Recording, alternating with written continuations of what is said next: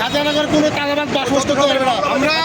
আমরা খাজানগরবাসী ব্যবসায়ী এলাকা, আমরা কোনো চাঁদাবাজ সন্ত্রাসী বিশ্বাসী নয়। আমরা এখানে কোনো দলীয় কন্দল না, এখানে কোনো কোনো দলীয় কন্দল নেই। এখানে শুধুমাত্র ব্যক্তিগতভাবে বিএনপির পরাজয়ের এই একটাই কারণ, এই হানিফের মতো মানুষ খাজানগর বিএনপির ঘাঁটি, সেই ঘাঁটির থেকে আর শুধুমাত্র ওর কারণে খাজানগর মানুষ আজ বিএনপি হেরে আজ জাতীয়বাদী হেরে পাইছে।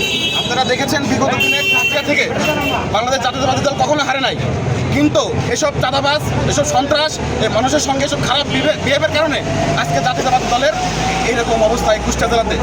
আমি ইঞ্জিনিয়ার জাকির হোসেন সরকারকে বলবো, অবিলম্বে এসব চাঁদাবাজ থেকে দল থেকে বহিষ্কার করা হোক এবং গ্রেপ্তার দাবি জানাচ্ছি।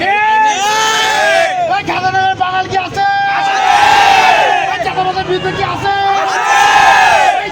হানিফের চামড়া চাঁদাবাজের বিরুদ্ধে অ্যাকশন টু অ্যাকশন, চাঁদাবাজের বিরুদ্ধে অ্যাকশন টু অ্যাকশন, চাঁদাবাজের বিরুদ্ধে